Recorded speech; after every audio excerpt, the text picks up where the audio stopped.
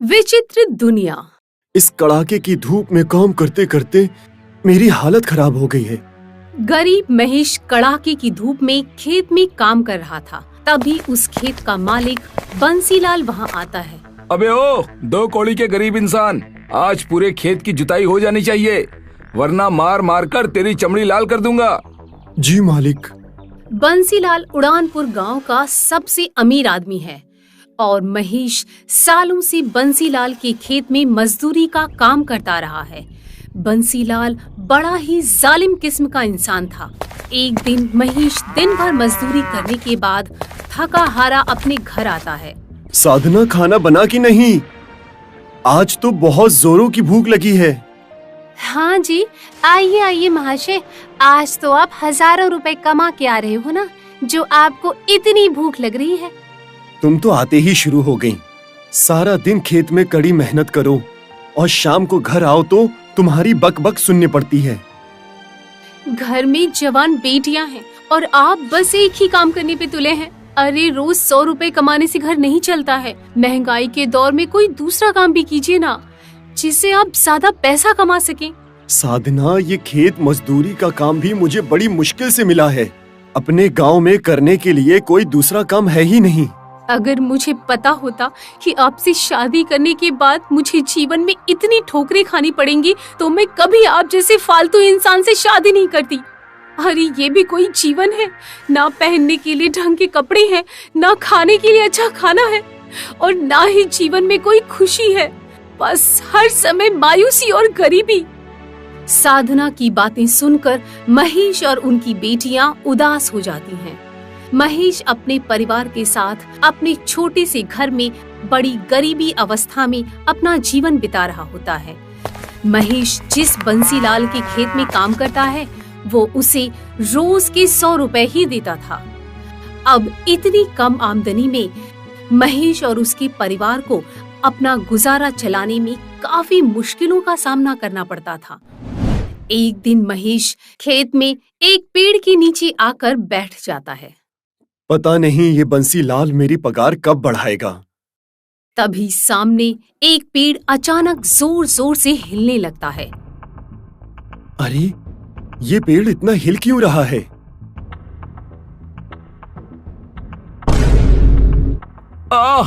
माँ, मेरी कमर! अरे बाप रे! अरे उठो उठो भाई! भाई, तुम इस पेड़ के अंदर से कैसे निकले? ये पेड़ कोई मामूली पेड़ नहीं है। ये पेड़ एक विचित्र दुनिया में जाने का रास्ता है। क्या? विचित्र दुनिया में जाने का रास्ता? क्या मतलब? अरे इस पेड़ के अंदर एक विचित्र दुनिया है।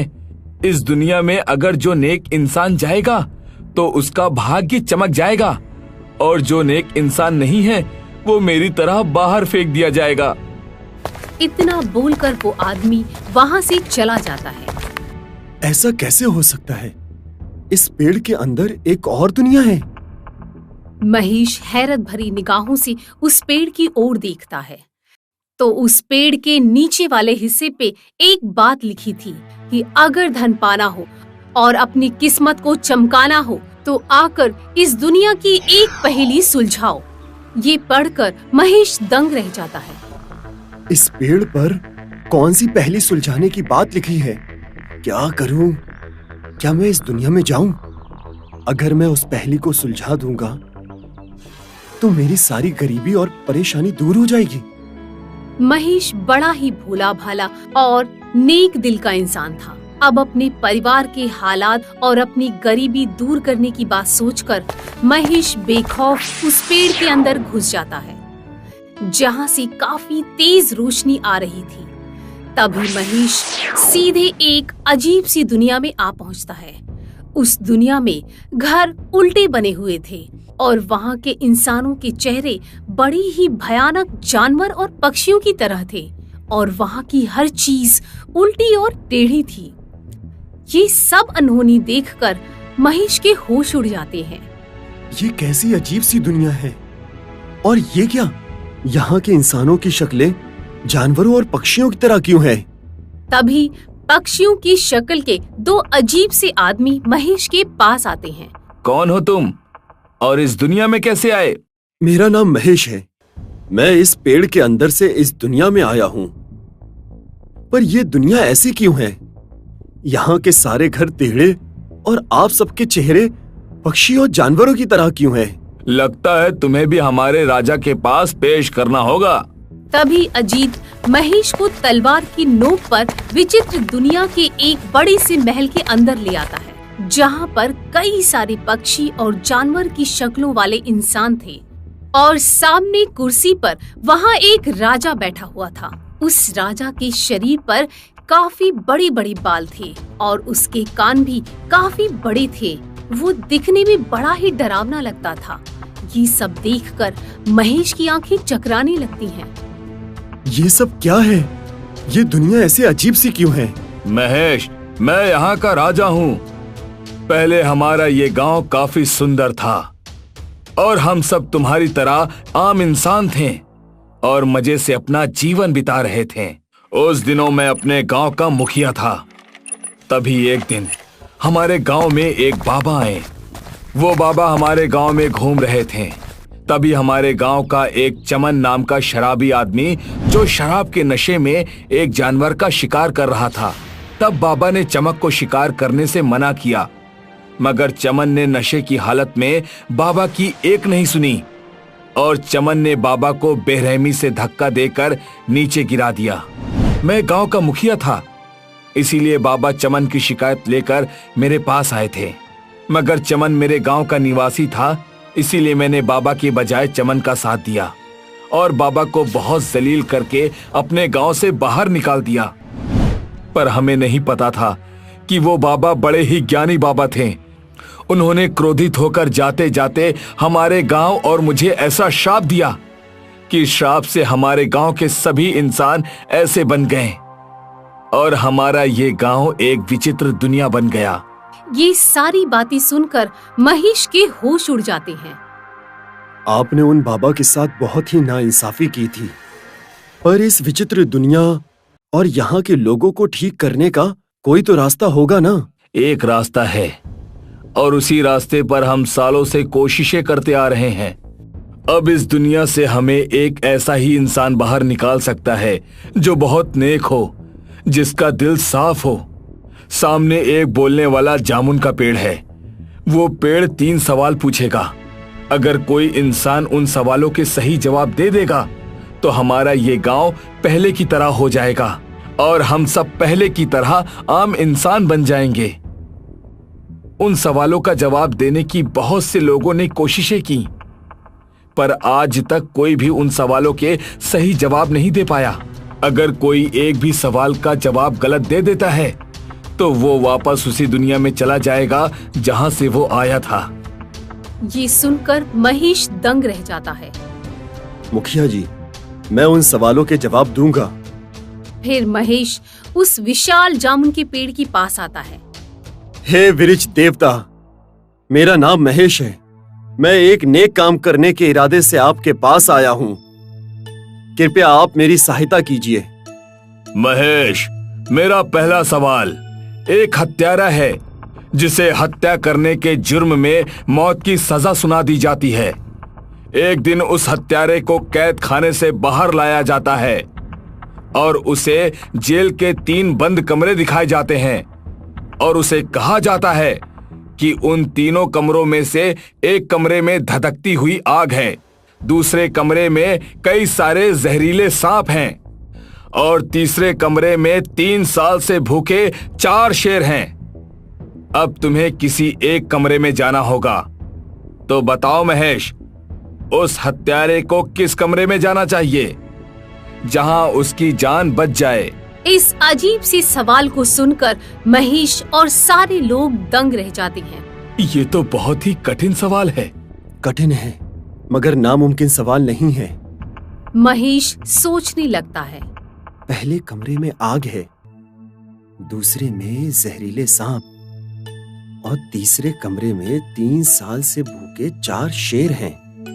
क्या शेर 3 साल तक भूखे रह सकते हैं? ये कैसे संभव है? अगर वो शेर 3 सालों से भूखे हैं, तो वो अब तक जिंदा रह ही नहीं सकते। वो अवश्य मर चुके होंगे। इस इसका मतलब इस प्रश्न का सही जवाब कमरा नंबर 3 है। वृक्ष देवता, इस प्रश्न का जवाब है कमरा नंबर 3। वो हत्यारा कमरा नंबर 3 में जाएगा, क्योंकि 3 साल से भूखे शेर अब तक मर चुके होंगे। उस हत्यारे की जान कमरा नंबर 3 में जाके बच जाएगी। सही जवाब महेश, तुमने पहला पड़ाव पार कर लिया है। ये सुनकर सब बड़े खुश होते हैं। अरे वाह महेश, तुमने पहला जवाब तो सही दे दिया। अब दूसरा सवाल सुनो महेश। 2 जुड़वा बच्चों का जन्म मई में हुआ था, पर उनके जन्मदिन जून में है। ये कैसे संभव है? अरे बाप रे, ये तो काफी मुश्किल सवाल है। ये कैसा सवाल है? मई में जन्म हुआ और जून में जन्मदिन है। ये तो काफी अजीब सा सवाल है। इसका जवाब क्या होगा? महेश परेशान होकर सोचने लगता है। अगर मई में जन्म हुआ है तो जून में जन्मदिन कैसे हो सकता है? क्या है ये पहेली? मुझे ये पहेली सुलझानी ही होगी। महेश ने अपने दिमाग पर जोर लगाया और अचानक से उसके दिमाग की घंटी बज गई। मई, मई, अरे मई तो हमारे पास वाले गांव का नाम है। इसका मतलब बच्चे मई गांव में पैदा हुए और उनका जन्म जून महीने में हुआ है। वृक्ष देवता, इस प्रश्न का सही जवाब है वो जुड़वा बच्चे मई महीने में नहीं, मई नाम के गांव में पैदा हुए हैं और उनका जन्मदिन जून महीने में आता है। सही जवाब। तुम तो अति ज्ञानी हो महेश। वाह वाह, लगता है महेश हमें इस विचित्र दुनिया से बाहर निकाल ही देगा। महेश, तुम महान हो। अब तीसरा और आखिरी सवाल। अगर तुम इस सवाल का जवाब गलत दोगे तो तुम्हें इस दुनिया से हमेशा के लिए तुम्हारी दुनिया में भेज दिया जाएगा और यहाँ के लोग जैसे हैं वैसे ही रहेंगे। ये सुनकर सब घबरा जाते हैं। महेश, हम सबकी उम्मीदें तुमसे जुड़ी हुई हैं। कृपया जवाब ध्यान से देना। भगवान ने चाहा तो सब ठीक होगा। आप चिंता मत करिए। क्या तुम तैयार हो महेश? मैं तैयार हूँ वृक्ष देवता। तो सुन, ये है मेरा तीसरा सवाल। एक आदमी 1935 में पैदा हुआ और 1935 में ही उसकी मृत्यु हो गई, लेकिन मरते समय उसकी उम्र 70 साल थी। बताओ महेश, ऐसा कैसे हो सकता है? ये सुनकर महेश और सब फिर से हैरत में पड़ जाते हैं। ये तो सच में काफी कठिन सवाल है। क्या महेश इसका उत्तर दे पाएगा?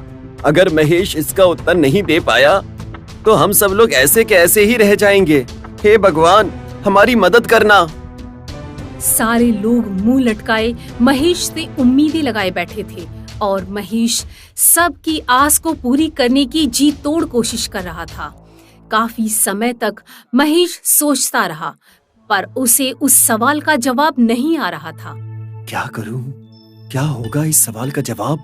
तभी महेश को अपने बचपन की बात याद आती है। बचपन में वो एक दिन अपनी दादी के साथ बैठा था। महेश बेटा, एक पहेली पूछूं? एक आदमी 1935 में पैदा हुआ था और 1935 में ही उसकी मौत हो गई थी, पर उसकी उम्र 70 साल की थी। बताओ वो कैसे? ऐसा कैसे हो सकता है दादी? हो सकता है, जरा दिमाग पर जोर लगाओ, जवाब अवश्य मिल जाएगा। दादी, मैं तो अभी बच्चा हूँ, इसका जवाब आप ही बताइए। ठीक है, तो सुनो। उस आदमी का जन्म 1935 में हुआ था और उसकी मृत्यु जिस हॉस्पिटल में हुई उसका कमरा नंबर 1935 था। मतलब कि उसका जन्म 1935 में हुआ और उसकी मृत्यु भी 1935 नंबर के कमरे में ही हुई थी और जब वो मरा तब उसकी उम्र 70 साल की थी। दादी, आप तो महाज्ञानी हो। दादी माँ से सुनी हुई पहेली को याद करते हुए महेश वही जवाब पेड़ को देता है। महेश का जवाब सुनकर पेड़ अति प्रसन्न हो जाता है। सही जवाब महेश, मैं तुमसे बहुत खुश हूँ। फिर पेड़ से एक चमकती हुई तेज रोशनी निकलकर पूरे इलाके में फैल जाती है। तभी सबकी आंखें बंद हो जाती हैं। कुछ देर बाद जैसे ही सब अपनी आंखें खोलते हैं तो सारे गांव वाले पहले की तरह इंसान बन चुके थे और उस गांव के घर पहले की तरह सीधे हो चुके थे। ये देखकर राजा और सभी गांव वाले खुश हो जाते हैं। महेश, तुम सच में एक नेक इंसान हो। आज तुमने हमें बहुत बड़ी मुसीबत से बाहर निकाल दिया है। हम तुम्हारे जीवन भर आभारी रहेंगे। फिर गांव वाले और मुखिया खुश होकर महेश को सोना, चांदी, खजाना और करोड़ों रुपए देते हैं। फिर महेश वो सब लेकर अपने घर आ जाता है और अपने परिवार को सारी बातें बताता है। फिर कुछ समय बाद महेश सारा धन लेकर शहर चला जाता है और अपनी बेटियों की शादी धूमधाम से करवाता है। फिर मजे से अपनी पत्नी के साथ अपने नए महल में जाकर खुशी खुशी अपना जीवन बिताता है। एक गांव में एक व्यापारी रहता था जिसका नाम मोहन था। मोहन के पास धन अन्न की कोई कमी ना होने पर भी वो एक नंबर का कंजूसी मक्खीचूस आदमी था। कभी किसी गरीब जरूरतमंद को अन्न का एक दाना भी उसने नहीं दिया था। सेठ भगवान से बहुत डरता था और इसीलिए रोज भगवान की पूजा अर्चना किया करता था। एक दिन मोहन अपने घर में पूजा कर रहा था, तभी उसका मुनीम शेखर वहां आ जाता है। सेठ जी, गांव में रामनवमी का त्योहार मनाया जाने वाला है। सभी लोग कुछ ना कुछ चंदा दे रहे हैं। आप कहें तो आपकी ओर से मैं भी कुछ भेंट कर दूं। ऐसे धर्म के कार्य में तो जरूर हिस्सा लेना चाहिए। आखिर तभी तो परलोक में स्वर्ग की प्राप्ति होती है। तुम एक काम करो, भंडार घर में जो पीछे की ओर अनाज की बोरी रखी है उसे भंडारे के लिए दान में दे दो। सेठ जी, वो अनाज तो खराब हो चुका है, उसे कैसे दे सकते हैं? अनाज कभी खराब नहीं होता। अनाज की कीमत एक भूखे आदमी से जाकर पूछो। तुम क्या चाहते हो? इतना सारा अनाज मैं यूं ही फेंक दूं? एक काम करो, उसमें थोड़ा अच्छा गेहूं मिलाकर उसे पिसवा दो और मंदिर तक पहुंचा दो। सेठ की बात सुनकर मुनीम शेखर चक्कर खा जाता है। सेठ के कर्म तो इतने बुरे हैं और इच्छा तो देखो स्वर्ग जाने की करते हैं। ऐसे धूर्त आदमी को भला स्वर्ग की प्राप्ति कैसे हो सकती है? मुनीम अपने कर्तव्य से बंधा हुआ था, इसीलिए ना चाहते हुए भी वह आटे की बोरियां मंदिर में दे आता है। भंडारे में सेठ के दिए हुए सड़े अनाज की पूरियां बनती है, जिसे पूरा गांव खा लेता है। अगले दिन गांव में हर तरफ लोग उल्टियां करते दिखाई दे रहे थे। सड़े हुए अनाज ने अपना काम कर दिया था। मुनीम घर लौटता है तो देखता है उसका बेटा भी उल्टियां कर रहा है। बेटा राजू, क्या तुमने भी कल भंडारे से लेकर खाना खाया था? जी पिताजी, लेकिन अब ना जाने क्यों मेरे पेट में मरोड़ उठ रही है और उल्टियां हो रही है। मुनीम को समझते देर ना लगी कि ये सब उसी सड़े अनाज के कारण हो रहा है। अपने बेटे की ऐसी हालत देखकर मुनीम उसे लेकर अस्पताल जाता है। डॉक्टर के उपचार से कुछ ही दिन में वो बिल्कुल ठीक हो जाता है। राजू तो ठीक हो गया था, किंतु अब शेखर सेठ से उसके नीचे कर्म का बदला लेना चाहता था, ताकि आगे से वो इस तरह लोगों की जिंदगी से ना खेले। कुछ दिन बीत जाते हैं। एक दिन शेखर अपने बेटे को एक किताब पढ़ते देखता है, जिसमें अकबर बिरबल के किस्से लिखे हुए थे। राजू बेटा, ये कौन सी कहानी पढ़ रहे हो? पिताजी, इसमें बिरबल की चतुराई की कहानियां हैं।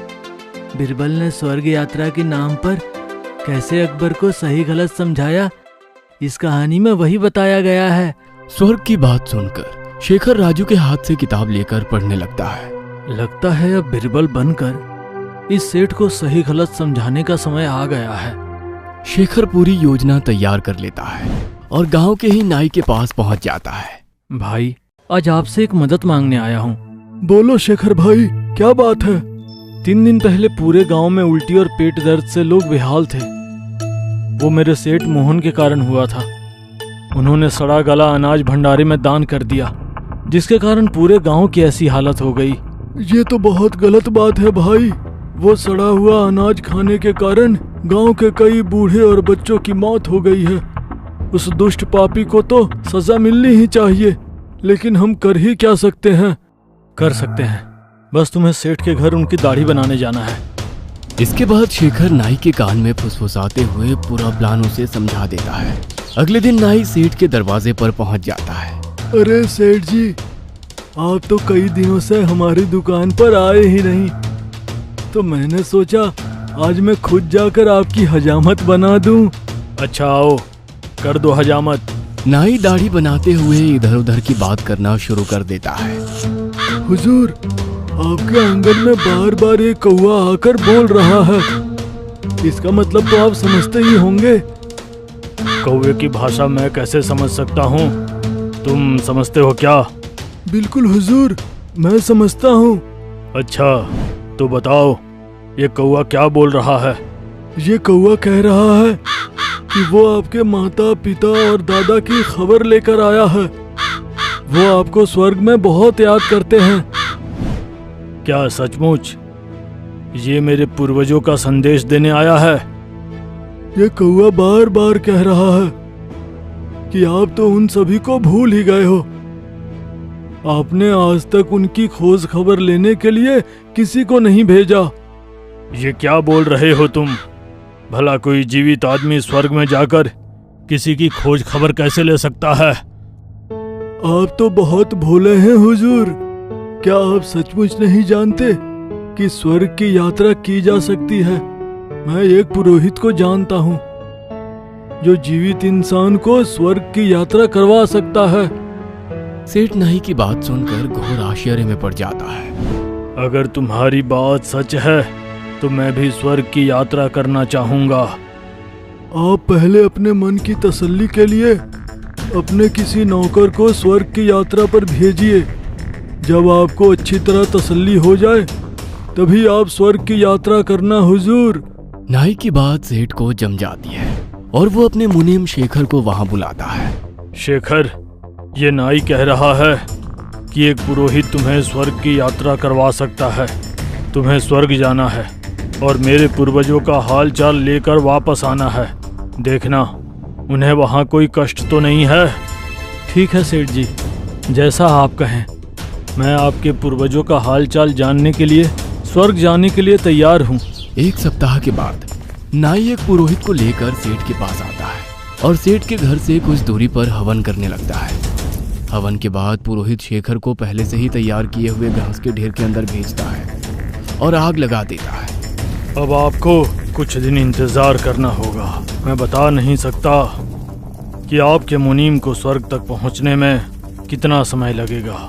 हो सकता है वो 1 सप्ताह में वापस आ जाएं, या ऐसा भी हो सकता है कि उसे 1 महीने का समय लगे। घास में आग लगाने के बाद सेठ वहां से चला जाता है। इधर मुनीम शेखर ने घास के ढेर के पास सुरंग बना ली थी। 1 सप्ताह के अंत तक सुरंग में रहने के बाद मुनीम लौटकर सेठ के घर आता है। सेठ जी, मैं स्वर्ग से आ रहा हूँ। वहाँ पर आपके माताजी, पिताजी और बाकी के पूर्वज मुझे मिले। उन सभी को स्वर्ग में भोजन की बहुत दिक्कत हो रही है। वे चाहते हैं कि आप उनके लिए अनाज और खाने पीने का सामान भिजवा दें। मुनीम की बात सुनकर सेठ उसकी बात पर यकीन कर लेता है और 10 बोरी अनाज, पहनने के ढेरों कपड़े और खाने पीने का अन्य सामान घास के ढेर के पास रखवा देता है। पुरोहित फिर से हवन करता है और उसके बाद सामान सहित शेखर को घास से ढककर उसमें आग लगा देता है। शेखर सारा सामान सुरंग के अंदर रखकर खुद भी उसमें छिप जाता है। 1 सप्ताह बीत गया था लेकिन शेखर का अभी तक कोई पता नहीं था। 10 दिन के बाद शेखर लौट कर आता है। सेठ जी, आपका दिया हुआ भोजन और कपड़े मैं स्वर्ग तक पहुंचा आया हूँ। आपके पूर्वज आपसे बहुत प्रसन्न हैं। अब उनकी एक आखिरी इच्छा है। कहो शेखर, उनकी क्या इच्छा है? मैं अपने पिता की हर इच्छा पूरी करूंगा। सेठ जी, आपके पिताजी चाहते हैं कि मेरी जगह एक बार आप उनसे मिलने के लिए जाएं। वो आपको एक बार नजदीक से देखना चाहते हैं। तुम सही कह रहे हो शेखर, मुझे उनसे मिलने के लिए जरूर जाना चाहिए। तुम पुरोहित को खबर कर दो, अगले हफ्ते अपने पिता से मिलने के लिए स्वर्ग की यात्रा पर मैं स्वयं जाऊंगा। मेरे लिए 2 बार स्वर्ग की यात्रा करके तुमने अपनी वफादारी सिद्ध कर दी है। इसलिए स्वर्ग पर जाने से पहले मैं अपना पूरा व्यापार तुम्हें सौंप कर जा रहा हूँ। मेरी अनुपस्थिति में तुम ही मेरा व्यापार संभालना। आप बिल्कुल भी चिंता ना करें सेठ जी। आप निश्चिंत होकर अपने पूर्वजों से मिलकर आइए। मैं आपके व्यापार की अपनी जान से भी अधिक हिफाजत करूंगा। शेखर से आश्वासन मिलने के बाद सेठ पुरोहित को बुलवाकर हवन करवाने लगता है और फिर जैसा कि तय हुआ था, सेठ को घास के ढेर के बीच में रखकर आग लगा दी जाती है। कुछ ही देर में सूखी घास आग पकड़ लेती है और आग की लपटों में सेठ का शरीर जलने लगता है। कुछ देर तक मदद के लिए चिल्लाने के बाद सेठ जलकर वहीं मर जाता है। सेठ के मरने के बाद नाई हंसते हुए वहां आ जाता है। जैसी करनी वैसी भरनी। गरीब गांव वालों को अनाज के नाम पर धोखे से जहरीला भोजन खिलाया था ना, तो सेठ को भी तो ये धोखा ही मिलना था। सेठ को स्वर्ग पहुंचाकर हमने तो वैसे भी पुण्य का काम किया है। इस तरह गांव वालों को इस कंजूस सेठ से मुक्ति मिल जाती है। गणेश चतुर्थी के दिन पंडाल में विराजमान गणपति बप्पा के दर्शन करने के लिए बड़ी भीड़ लगी हुई है। गरीब किशन और गौरी भी दर्शन करने के लिए आए हुए हैं। हे गणपति बप्पा, क्या हम गरीबों को अमरनाथ जाकर दर्शन करने का कोई हक नहीं है? हे प्रभु, अगर आप सच में विघ्नहर्ता हो तो हमारे दुख दूर करो और हमें अमरनाथ की यात्रा करवाओ। हाँ प्रभु, और कोई ऐसा चमत्कार करो कि हम धनवान बन जाए। मुझे आप पर पूरा भरोसा है कि आप मुझे जरूर धनवान बनाएंगे। अगले दिन अनाथ आश्रम वाले किशन के घर चंदा लेने जाते हैं। किशन भाई, आप जो भी चंदा देंगे अनाथ बच्चों के काम आएगा। वो तो ठीक है, मगर आप चंदा लेने थोड़ा जल्दी आ गए। दरअसल बात यह है कि मुझे विश्वास है कि गणपति बप्पा मुझे धनवान बना देंगे। अगर आप मेरे धनवान बनने के बाद आते तो मैं ढेर सारा धन आपको दे सकता था। अरे भाई, अभी तुझे जो देना है दे दे। भगवान ने तो मुझे भी आकर कहा था कि मेरे घर के नीचे खजाना है। खजाने के चक्कर में मैंने सारा घर खोद दिया। मुझे खजाना तो नहीं मिला, पर मेरा घर जरूर टूट गया। माफ करना भाई, इस वक्त मैं आपको चंदा नहीं दे सकता। अरे भाई चलो यहाँ से, ये खुद कड़का है, हमें चंदा क्या देगा? ये सुनकर किशन को बहुत बुरा लगता है। रात के वक्त वो गौरी से कहता है, गौरी, हम कितने गरीब हैं। अनाथ आश्रम वालों को चंदा देने के लिए हमारे पास 100 रुपए भी नहीं है, और ना ही बाबा बर्फानी के दर्शन करने जाने के लिए पैसे। आप भगवान पर भरोसा रखिए, वो हमें जरूर धनवान बनाएंगे। मेरा भरोसा तो टूट रहा है। सोचता हूँ भगवान हमें अचानक अमीर कैसे बना सकता है। यकीन मानिए, भगवान जब देता है तब छप्पर फाड़ कर देता है। कहीं से भी हमको लॉटरी लग सकती है। गौरी, तू क्या बोली? एक बार फिर से बोल। यही कि हमको कहीं से भी लॉटरी लग सकती है। लॉटरी? लॉटरी लग तो जरूर सकती है, मगर खरीदनी तो पड़ेगी ना। कुछ समझ में आया? हाँ, हम ठहरे गरीब, हो सकता है भगवान हमें लॉटरी के जरिए ही धनवान बना दे। तो क्या करे गौरी? हम आज ही पंडाल में गणपति बाप्पा के दर्शन करके सबसे पहले लॉटरी खरीदेंगे। फिर दोनों दर्शन करके गणपति बप्पा की मूर्ति के सामने प्रार्थना करते हैं। हे गणेशा, मेरी लॉटरी लगा दो। हे प्रभु, मेरे पति को तुझ पर बहुत भरोसा है, उसका भरोसा मत तोड़ना। हमें जल्दी से धनवान बना दो प्रभु। किशन और गौरी के दिल की आवाज भगवान गणेश के कानों तक पहुंचती है। नारायण नारायण। हे पार्वती नंदन, क्या सोच रहे हैं? मैं सोच रहा हूँ मुनिवर कि मैं उस भक्त की मदद कैसे करूँ। ये तो भक्त की आवश्यकता पर निर्भर करता है। मेरे भक्त की पहली जरूरत यह है कि वो अमरनाथ के दर्शन करना चाहता है। और दूसरी आवश्यकता? दूसरी ये है कि वो सबकी मदद करना चाहता है। नारायण नारायण, ये काम तो कोई धनवान ही कर सकता है। हाँ, मैं उसे धनवान ही बनाना चाहता हूँ। तो बना दीजिए ना प्रभु। आप चाहें तो पल में बना भी सकते हैं और पल में मिटा भी सकते हैं।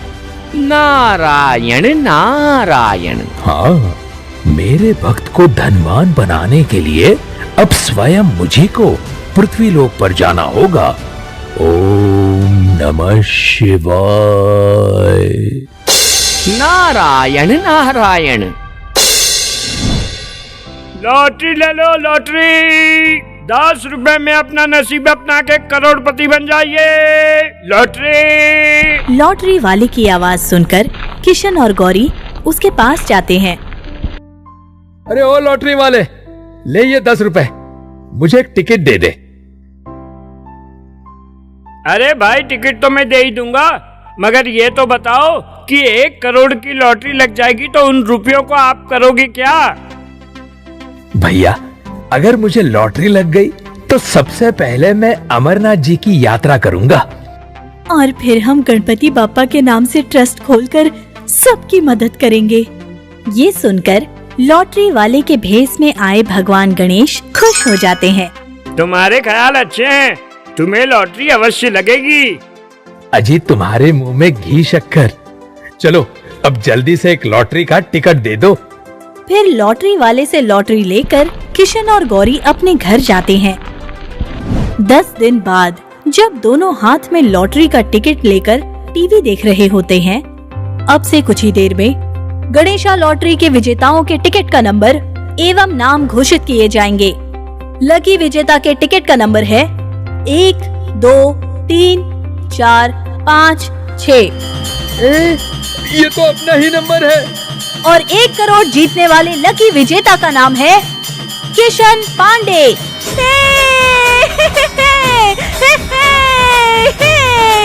1 करोड़ रुपए की लॉटरी जीतने की खुशी में दोनों फूले नहीं समा रहे। मैंने कहा था ना, ऊपर वाला देता है तो छप्पड़ फाड़ कर देता है। हाँ, गणपति बप्पा ने हमारी मुराद पूरी की। अब हम अमरनाथ की यात्रा कर पाएंगे और गरीबों की मदद भी कर पाएंगे। लॉटरी के 1 करोड़ रुपए मिलते ही किशन और गौरी अमरनाथ की यात्रा को निकल पड़ते हैं। आपको हमारा ये वीडियो पसंद आया हो तो प्लीज हमारे चैनल को सब्सक्राइब कीजिए और हाँ, वीडियो को लाइक और शेयर करना मत भूलना। धन्यवाद।